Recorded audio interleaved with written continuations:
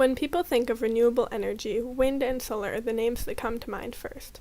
A major benefit of small-scale renewables is their ability to feed into microgrids. However, to understand microgrids, we need to understand the relationship between solar energy, wind energy, and the grid, the network of transmission lines that transport energy from production sites, like solar farms or nuclear power plants, to consumption sites, like homes and offices. On a solar farm, the solar panels convert large amounts of the sun's energy into electricity, which then gets sent to a main inverter. After that, a substation reduces the high-voltage electricity to something that the grid can manage. There are a lot of people who have personal solar panels, though. The main difference between solar farms and personal solar panels is that personal solar panels don't send their electricity directly to the grid. They feed it into an attached electrical system. Solar panels that produce electricity are called photovoltaic, or PV for short, and those that produce hot water are called solar thermal. There are a lot of benefits to getting your electricity from solar panels. If you're looking into installing your own solar panels, the term that will come up is payback. Since solar panels will generate electricity that would otherwise be taken from the grid and therefore paid for, they save money and eventually will save the same amount of money that they were worth. Installing solar panels also increases home value while decreasing your carbon footprint.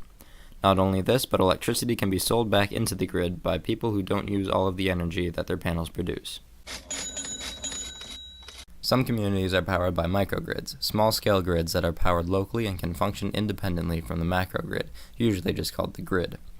By producing and distributing power this way, microgrids save energy and money. The macrogrid has a lot of issues that can be solved by using microgrids, such as outages that are easily caused by storms and other disruptions, and that cost the government billions of dollars per year. Isolating the power production and distribution process allows places to customize their production to fit demand, which is much more efficient than the centralized grid's method of creating as much energy as possible and allowing whatever is unused to go to waste. Wind energy is a very low-cost power source that turns the kinetic energy of wind into electricity. Most wind turbines have blades that are rotated by the wind and turn a generator, making electricity.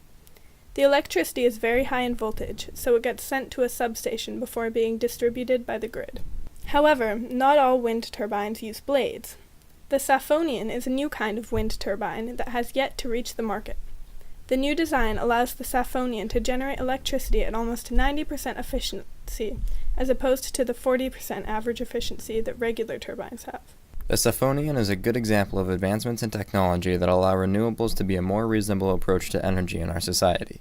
Because of the high costs of blades and other materials that aren't necessary for the Safonian's design, the energy it produces will cost much less.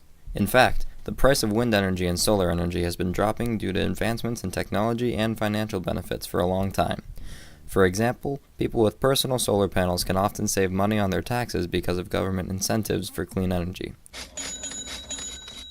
Since 1976, when each watt was around $100, the cost of PV solar power has been dropping steadily.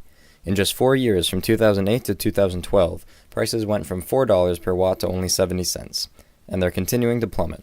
Wind energy is becoming less and less expensive as well, but not quite as quickly as solar. In the 28 years between 1984 and 2012, price per megawatt has gone from roughly $400 to almost $70. Wind and solar energy isn't a futuristic dream either. In fact, there are many towns that are already operating largely on wind, solar, or a combination of the two. These towns often have benefits such as a large job market, reduced energy costs, a small carbon footprint, and an economy that doesn't have to worry about energy. The town of Freiburg is sort of like a solar dream. In this German town, people earn money by selling their personally generated electricity back to the grid. There are laws that dictate how much energy new houses are allowed to waste, and the town produces 10 million kilowatts per year from solar panels. Freiburg is known as one of the sunniest cities in Germany, with over 1,800 hours of sunshine annually. But compared with the 2,292 hours that we get in Vermont, this isn't much. Another town benefiting from renewable energy is Samso, Denmark. An island twice the size of Manhattan, it's able to completely power itself and 20% of Denmark with its 21 wind turbines, both onshore and off.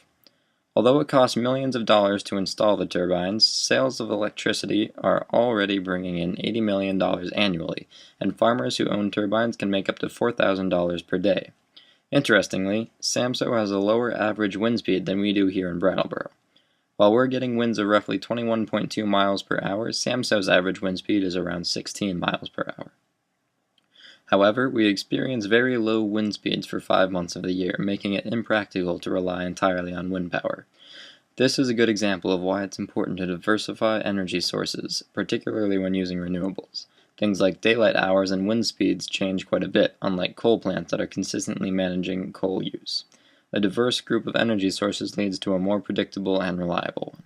After looking at these towns that are benefiting so much from wind and solar energy, we decided to go to our friend Alex Wilson over in Dummerston to learn about clean energy in Brattleboro. So I'm Alex Wilson. I've been a resident of Dummerston for 32 years. I'm on the Dummerston Energy Committee. I write about renewable energy, energy efficiency, building technology, and environmental issues, have for a long time. So community solar is a concept where a lot of different people own a system that's located in a very good solar location, and it provides an opportunity for people who may not have good exposure on their roofs or in their yard to still make use of solar energy. So how would you suggest that community members get involved?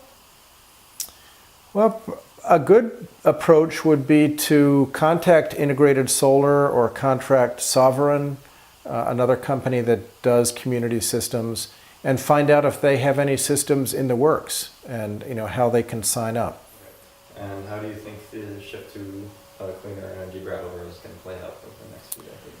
Well, statewide, there's an energy plan in place that calls for a pretty aggressive goal for converting the state to renewable energy sources.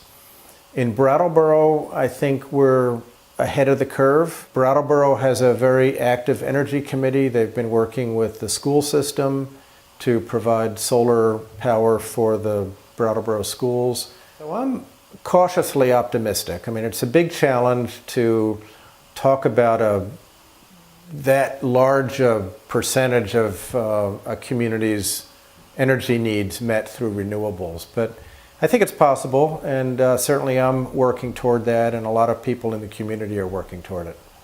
I just heard about a community system that's going in on a landfill in Townsend, I believe, an abandoned landfill.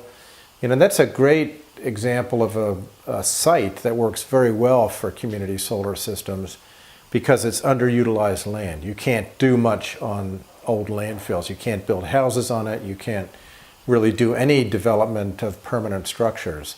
But you can put in the structure to support a solar array. So it's a great way to use open space. And the exposure at landfills is usually very good. There won't be any big trees growing next to them which can